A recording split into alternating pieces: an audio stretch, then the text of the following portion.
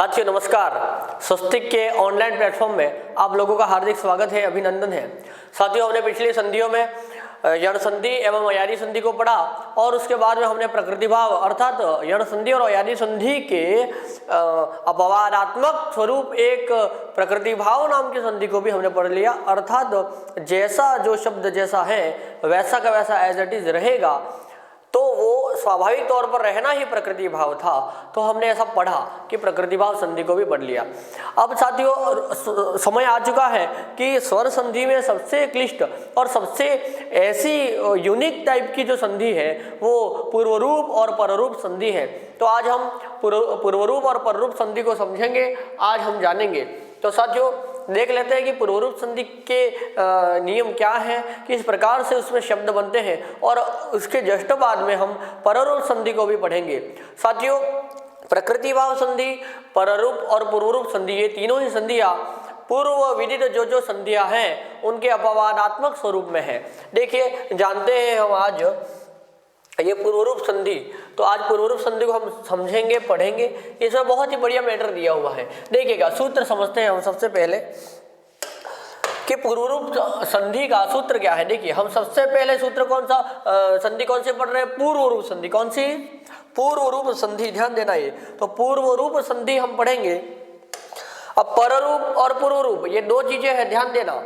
ये हम फिलहाल में पूर्व में पढ़ेंगे पूर्व रूप और बाद में पढ़ेंगे पर रूप। इसे ध्यान रखना कि जब कभी संधि पढ़नी हो तो पूर्व रूप और पर रूप दोनों को साथ में पढ़ना, और जिसको पहले पढ़ेंगे तो वो पूर्व रूप ही होनी चाहिए। इसी हिसाब से मैंने सेट किया हुआ है, देखिएगा। तो पूर्व रूप संधि में हमने यहाँ पर एक सूत्र पाणिनि देते हैं, कहते हैं कि पूर्वरूप संधि का ये सूत्र है कि एंगः पदान्तादति।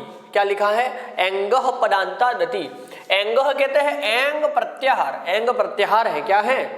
एंग एक प्रत्याहार है। अच्छा, एंग प्रत्याहार में कौन कौन वर्ण आते हैं? एयोंग और ऐ औच।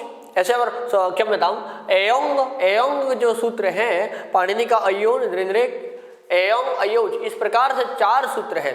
तो पाणिनि का पहला सूत्र हो गया अयुण, दूसरा हो गया दृंद्रिक, तीसरा हो गया एयोंग। तो तीसरे नंबर का जो सूत्र है एयोंग, उसी एयोंग में ए एवं ओ ये आ गया। ठीक हो गया। आगे देखना पदांता, यानी कि पदांत ए ओ के बाद ये लिखा है, पदांत ए ओ के बाद अति यानी कि अ आ जाए। क्या आ जाए? अति यानी कि ये अत के अत शब्द के अंदर, भाई साहब इस अत के अंदर सप्तमी विभक्ति का प्रयोग किया गया है। और एंग का मतलब हो गया ए और ओ। तो ए ओ के बाद में कभी भी ओ आ जाए, ह्रस्व ओ आए, तो ये लिखा हुआ भी है पदांत ए ओ के बाद ह्रस्व ओ रहने पर अ का पूर्व वाले वर्ण की तरह रूप हो जाना ही पूर्व रूप है। समझना साथियों, फिर से परिभाषा पढ़ता हूं मैं कि ए ओ के बाद, पदांत ए ओ के बाद ह्रस्व अ रहने पर क्या हो गया?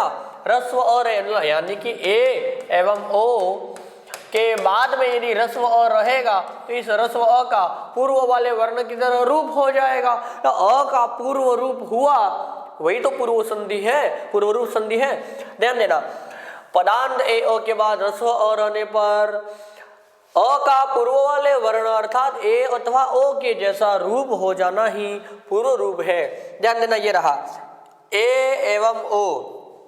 जब कभी भी आपको ए दिखे या ओ दिखे और उसके बाद में ह्रस्व अ दिखे तो उस ह्रस्व अ का पूर्व वाले वर्ण की तरह रूप हो जाएगा। ये अ है वो या तो ए में बदल जाएगा, आगे यदि ए होगा तब, या फिर ये ओ में बदल जाएगा। यह एक चीज लिखिए साथी, ध्यान देना, यह सूत्र अयादी का अपवाद है। क्या है? अयादी संधि का अपवाद है। यानी कि जब कभी भी ए एवं ओ आता था और उसके बाद में कोई स्वर आता था तो हम क्या करते थे? ए के स्थान पर हम अयादेश करते थे और ओ के स्थान पर हम अवादेश करते थे। इस प्रकार से हमने अयादी संधि को पूर्व में पढ़ लिया है। यह सूत्र अयादी संधि का अपवाद है। बताया गया है कि पदांत होना चाहिए, ये ए अथवा ओ क्या होना चाहिए?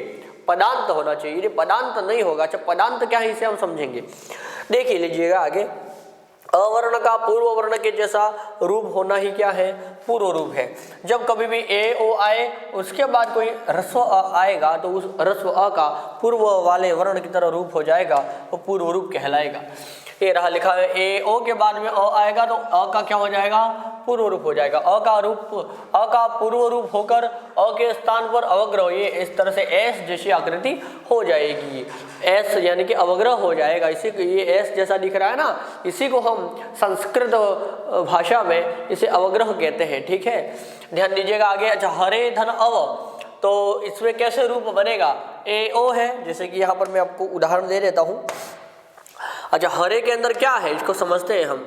हरे के अंदर, हर के अंदर क्या है, ए है और आगे क्या है, अ है ना। अच्छा, तो ये ए है, ये अ है, तो ये नियम क्या कहता है, अ ए एवं ओ के बाद में कोई ह्रस्व स्वर आए, ह्रस्व अ आए तो उस अ का पूर्व वाले वर्ण की तरह रूप हो जाएगा। इस अ को, ये अ है वो अपना रूप चेंज कर लेगा और ए जैसा बन जाएगा। तो ठीक है, ये जा करके ये ए है वो पूरा का अ है वो पूरा का पूरा जाके ए में मिल जाएगा, समा जाएगा। तो ये ऐसे बन जाएगा, हर के अंदर ए जुड़ जाएगा हरे, और वो ये क्या लिखा है, अवग्रह हो जाएगा। अ के स्थान पर अवग्रह हो जाएगा। यहाँ पर पहले अ था तो यहाँ अवग्रह कर दिया, हरे व, ऐसा यह रूप बन जाएगा। आगे समझते हैं, देखिएगा क्या है, यहाँ पर ग्रहे है, यहाँ पर ग्रहे है, ग्रहे तो ग्रह के अंदर ए है, निकाल के मैंने बाहर रखा है। आगे क्या है, अस्मिन, आगे अस्मिन ऐसा है तो क्या हो जाएगा, देखिए ये अ है वो जाके ए में मिल जाएगा, समा जाएगा। तो ऐसे रूप नहीं बन जाएगा ग्रह।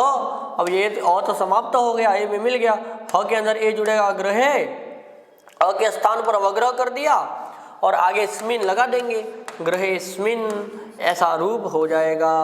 तो जहाँ जहाँ भी आपको अवग्रह दिखे, एक बात तो पक्की मान लेना कि वो पूर्व रूप है, पूर्व रूप संधि। अ का पूर्व वाले वर्ण की तरह होना पूर्व रूप है। आगे देखना, वने अटति, तो ये ऐसे ऐसे हो जाएगा, वन के अंदर ए है, आगे अटति है, ये अ है वो जाके ए में समा जाएगा, तो वन, ये अ समा जाएगा, समाप्त तो हो जाएगा यहाँ से। वन के अंदर ए जुड़ेगा वने, और आगे क्या है, टति, तो वने टति। और अ के यहाँ पर कभी अ हुआ करता था, कोई अ नाम का व्यक्ति था, अ नाम का कोई वर्ण था, अ नाम का कोई व्यक्ति था, ऐसा बताने के लिए इसके समाधिस्थ, ऐसा मैं बोल रहा हूँ आपको समझाने के लिए मात्र। तो ऐसा कभी यहाँ पर कभी अ नाम का कोई वर्ण था, ये बताने के लिए बस अवग्रह लग जाता है, ऐसा लग जाता है, वने टति ऐसा रूप बन जाएगा। ठीक है, आगे बढ़ना। यहाँ पर क्या है, को है, को के अंदर क्या है, ओ है, क के अंदर ओ है, आगे क्या है, अयम है, अयम। अच्छा, जब क के अंदर ओ है, ये ओ है वो जाके ओ में मिल जाएगा तो को बन जाएगा। यहाँ ओ था, उसकी जगह पर हमने अवग्रह कर दिया, पीछे का यम लिख दिया, को यम, ऐसा यह रूप बन गया।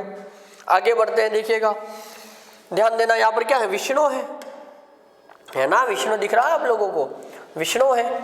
अच्छा, विष्णु के अंदर ओ है, ठीक है, आगे क्या है, अव है, अव, ये अ है वो उठ के यहाँ से उठेगा और जाके ओ में समा जाएगा, उसके जैसा रूप हो जाएगा। तो ऐसा नहीं बन जाएगा, विष्णु के अंदर ओ जुड़ेगा, विष्णु, और अ के स्थान पर अवग्रह कर दिया और यहाँ पर हो गया वो। ठीक है, चलिए आगे बढ़ते हैं। साधो, साधोदन, अत्र क्या बनेगा, आप साधो, ये अ है उसमें मिल जाएगा और अ के स्थान पर अवग्रह हो गया, साधोत्र, ऐसा रूप बन गया। यहाँ क्या बनेगा, शिवो, अ है वो ओ में मिल गया जाके, तो अ के स्थान पर अवग्रह कर दिया, शिवोयम, ऐसा रूप बन गया।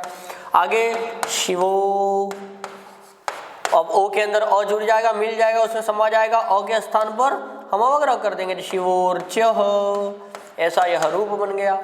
ठीक है साथियों, इस प्रकार से हो गया। आगे बढ़ते हैं, कुछ और अन्य उदाहरण भी देखेंगे हम। अब ध्यान देना थोड़ा सा, मैं आपको एक चीज़ समझाना चाहता हूँ। अभी यहाँ पर हम कुछ और भी देख लेते हैं, देखिएगा। यहाँ ऐसा है कि ए के बाद में, ए अथवा ओ के बाद में कोई ह्रस्व अ आए तो ये ह्रस्व आगे जाकर के मिल जाया करता था, लेकिन इस ह्रस्व अ के स्थान पर अवग्रह हम करते हैं। जैसे कि यहाँ पर उदाहरण ये दिखाया, एक उदाहरण मैं आपको यहाँ पर दे देता हूँ कि ऐसा उसकी जगह पर अवग्रह करने की आवश्यकता क्या पड़ी। अंगः पदान्तादति जो सूत्र दिया उसमें तो अवग्रह करो ऐसा नहीं बताया गया है, फिर भी ऐसा हमने क्यों किया, तो ध्यान देना यहाँ पर हर है और पीछे अव है, क्षमता। तो यहाँ पर हर है और हर के अंदर ए है और पीछे अव है, तो इसको मिला के हम क्या बनाते हैं, हरेव ऐसा रूप बनाते हैं। ठीक है, हरेव ऐसा रूप। और ऐसा रूप जब हम बनाते हैं हरेव अवग्रह करके, तो हरेव ऐसा रूप बनाया। अब ध्यान देना, एक और बात बता रहा हूँ मैं आपको, नई बात है, सीखने जैसी बात है, ध्यान दीजिएगा। अगर ऐसे रूप बन जाए कभी कि हरि, यहाँ कर देता हूँ मैं, क्षमता हूँ, यहाँ पर यदि ऐसे रूप बना दिया जाए कि हरि हर इव प्लस इव, तो गुण संधि में हर के अंदर अ है और आगे ई है, तो अ एवं ई मिलके क्या बनता था, ए बनता था। तो ये हर धन इव मिलके क्या बनेगा, हरेव, ये भी तो बन जाएगा हरेव। अच्छा, हरेव ये भी है। यदि हम अवग्रह ना लगाएं, अच्छा यदि हम अवग्रह ना लगाएं तो हरेव ऐसा पूर्व रूप में भी बनेगा हरेव। अच्छा, ये हरेव ये गुण संधि वाला हरेव है और ये हरेव ये पूर्व रूप वाला है, अ का पूर्व रूप हुआ है। तो यदि हम अवग्रह ना लगाएं तो कंफ्यूज हो जाएगा व्यक्ति कि हर इव यानी कि भगवान शिव के समान ऐसा अर्थ करके हरेव बोलना चाह रहा है, या हर या हरे अव, हे हरे अव, हे हरे असमान अव, कि हे हरि हमारी रक्षा करो, अव यानी कि रक्षा करना, तो हे हरे हमारी रक्षा करो, ऐसा अर्थ करना चाह रहा है तो हरेव बनेगा। और अवग्रह लगेगा तो तभी तो जानेगा कि हरेव का मतलब कौन सा वाला हरेव कह रहा है, कि हे हरि हमारी रक्षा करो, ऐसा अर्थ हो वो वाला हरेव, या हर इव करके गुण संधि वाला हर इव यानी कि हर यानी कि भगवान शिव, तो शिव के जैसा वो अर्थ करके हरेव बनाया है। तो पता कैसे लगेगा कि विष्णु हमारी रक्षा करो ये अर्थ निकल रहा है अथवा शिव के जैसा ऐसा अर्थ निकल रहा है। तो वास्तव में यहाँ पर यह हरेव के अंदर यह अवग्रह किया है, इससे पता चलेगा कि यह पूर्व रूप हुआ है, अर्थात हरे अव ये वाला ही है, ऐसा बताने के लिए मात्र यहाँ पर अवग्रह किया गया है। अन्यथा हर इव करके भी तो हरेव बनता है। यदि हम अवग्रह नहीं करते तो यहाँ पर ऐसा संदिग्ध उत्पन्न होता, इस वजह से यहाँ पर संदेह उत्पन्न हो सकता था, इस वजह से अवग्रह करने की हमें आवश्यकता पड़ी। ध्यान देना, ए ओ हो और उसके बाद में अ हो तो अ का पूर्व वाले वर्ण की तरह रूप हो जाना ही पूर्व रूप संधि है।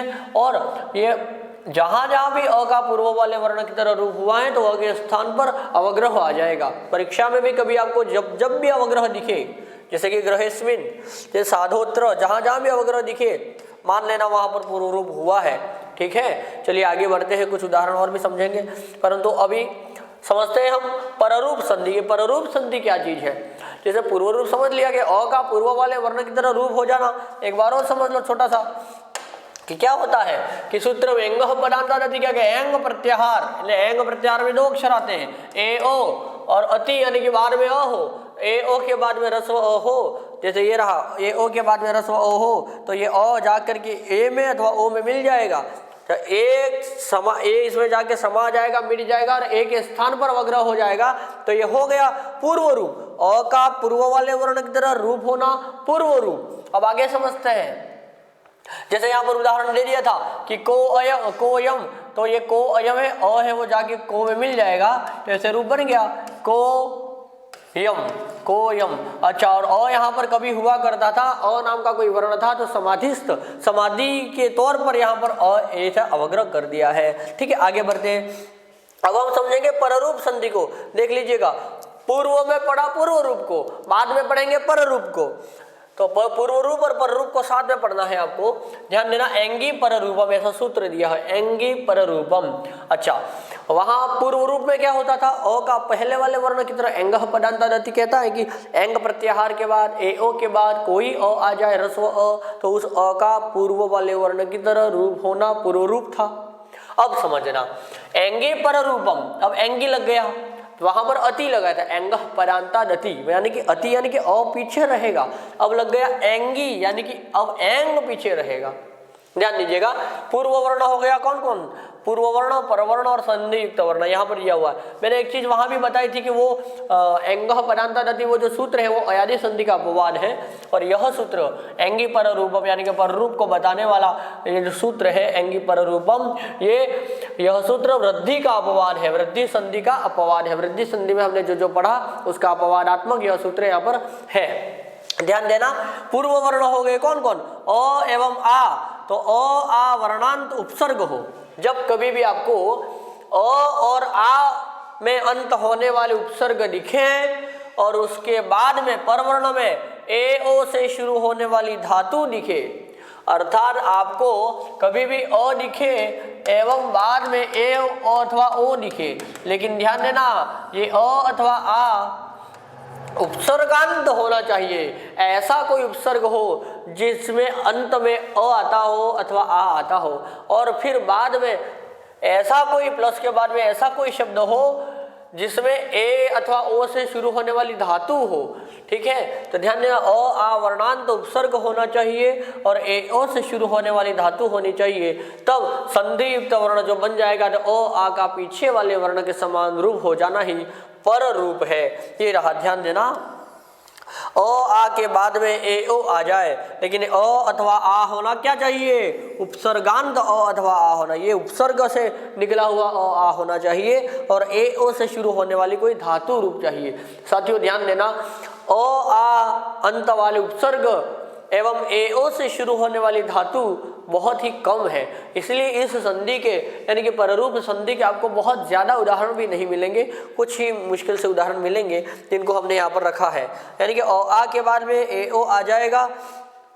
अच्छा, ये वृद्धि का अपवाद क्यों बताया, क्योंकि अ आ के बाद में ए आता था तो हम क्या करते थे, ऐ करते थे, वृद्धि आदेश सूत्र है, और अ आ के बाद में ओ आता था तो हम क्या करते थे, औ कर देते थे, यानी कि वृद्धि कर देते थे।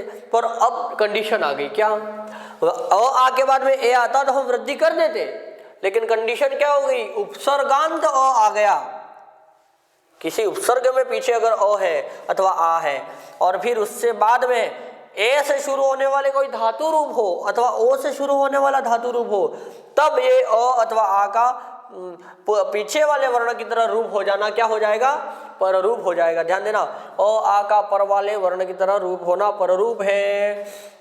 अब समझते हैं यहाँ पर उदाहरण, ध्यान देना, उधर क्या था, हमने पहले क्या समझा, सबसे पहले कि अ के बाद में अ आ के बाद में क्षमता ए ओ के बाद में अ हो तो ये अ उठ के आ के इन दोनों में मिल जाता था, तो ये क्या हो गया, पूर्व रूप हो गया। ठीक है, अ का पूर्व वाले वर्ण की तरह होना पूर्व रूप, अब अ का बाद वाले वर्ण की तरह रूप होना क्या हो जाएगा, पर रूप। ध्यान देना, प्र के अंदर क्या है, अ है भाई, ये प्र के अंदर अ छुपा हुआ है। ठीक है, निकाल के ऐसे मैंने बाहर रखा है। अच्छा, आगे क्या है, ए जोते है, ए जोते। अब देखना, ये प्र ऐसा उपसर्ग है जिसमें अ अंत हो रहा है। अरे भाई, ये प क्या है, प है वो उपसर्ग है, प्र उपसर्ग नहीं है। प्र परा अप अनु, ऐसा आपने उपसर्ग पढ़ा है ना, प्र परा अप, प्र परा अप सम अनु अवनिश निर्दुर्वी अंग, इस प्रकार से है ना।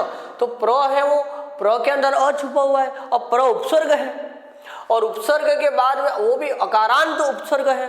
तो ऐसा पहले हमने पढ़ लिया कि क्या, अ आ वर्णांत उपसर्ग होना चाहिए और ए ओ से शुरू होने वाला धातु चाहिए। मिल गया लो कि प्र में अ है, आगे एजते है, एजते में ए धातु है, एज धातु है, तो ये एजते ए से शुरू होने वाली धातु भी है और अ में अंत होने वाला उपसर्ग भी है। ऐसी कंडीशन जहां मिल जाएगी वहां वृद्धि ना होकर के क्या हो जाएगा, पररूप हो जाएगा। ये अ है वो पर वाले वर्ण ए में जाके मिल जाएगा, तो ये ऐसा रूप बन जाएगा। प्र के अंदर तो प्रेजते ऐसा रूप, अच्छा ये उठ करके जाके इसमें समा गया, समाप्त तो हो गया। प्र के अंदर ए मिलेगा, आधे प में ए मिलेगा तो क्या बन जाएगा, प्रे बन जाएगा, प्रेजते, ऐसा यह रूप बन गया। ठीक है, आगे बढ़ते, देखिए उपधन औषधि। अच्छा, उप के अंदर अ है ना, उप के अंदर क्या है, अ है और आगे क्या है, औषधि ही है, औषधि ऐसा है। अच्छा, ओ से शुरू होने वाले धातु है और उप है वो अकारांत उपसर्ग भी है, दोनों ही कंडीशन मिल रही है, तो अ है वो जा करके इस ओ में मिल जाएगा, तो क्या बन जाएगा, उपोषति ऐसा बन जाएगा, उपोषति ऐसा बन जाएगा।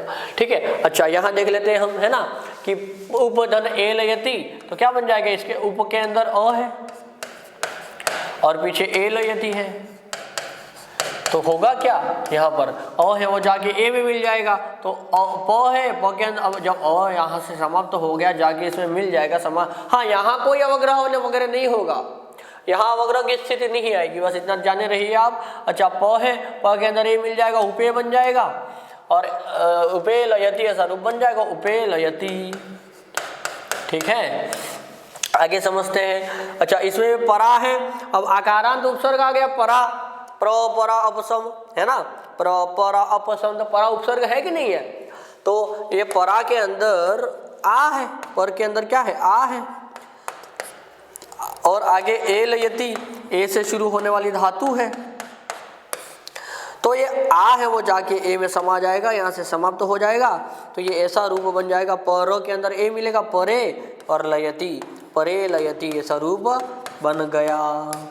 ठीक है, यहाँ पर क्या होगा, प्र के अंदर ओ है, जाके इसमें मिल जाएगा, और समाप्त हो जाएगा, और प्रेषयति ऐसा रूप हो गया।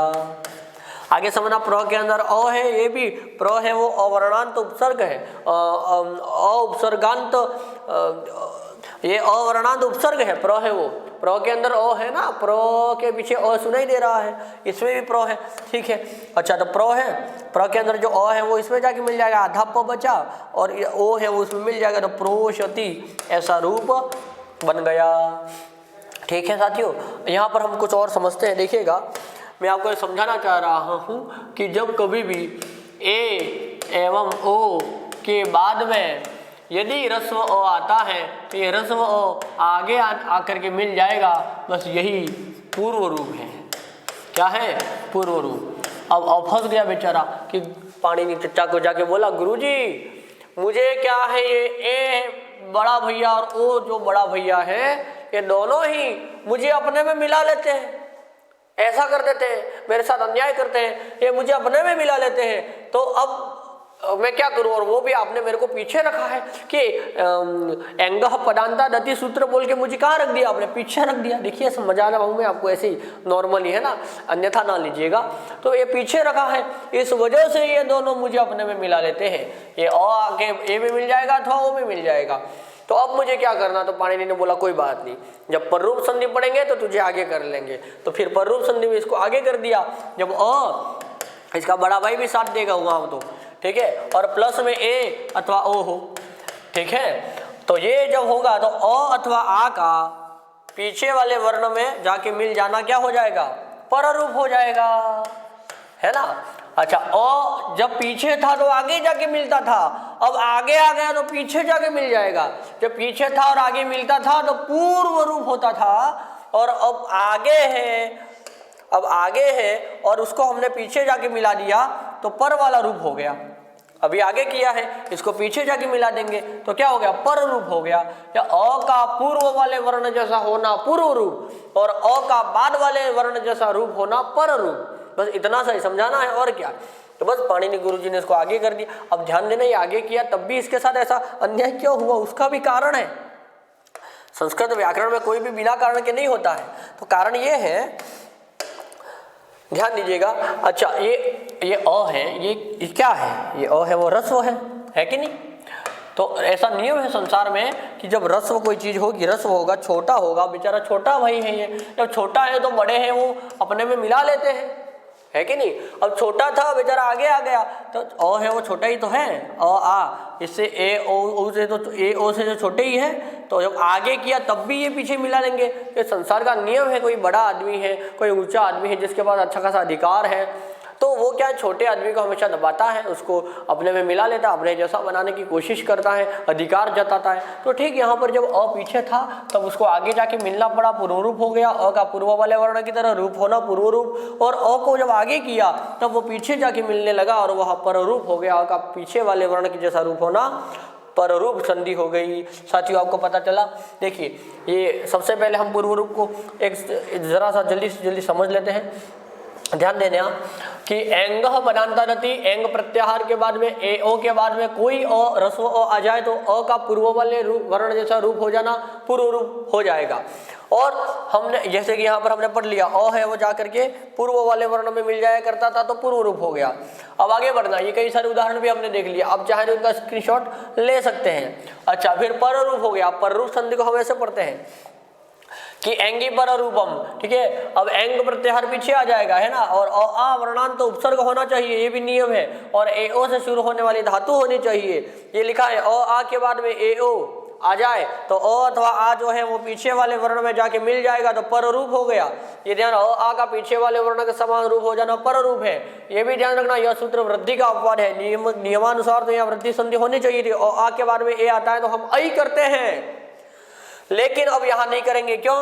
क्योंकि आ वर्णांत उपसर्ग हो गया और ए ओ से शुरू होने वाली धातु हो गई। ऐसी स्थिति आ जाएगी तब हम वृद्धि ना करके प्रेजते, उपोषति, उपेलयति, प्रोषति, प्रेषयति, परेलयति, इस प्रकार से रूप बना करके हम पररूप संधि कर देंगे। समझ में आ गया आप लोगों को? ठीक है, तो इस प्रकार से हमने सब कुछ समझ लिया और यहाँ भी आपने समझ लिया था। साथियों आज के लिए बस इतना ही। आगे हम फिर अन्य वीडियो और अच्छी अच्छी चीज़ों के साथ में मिलेंगे।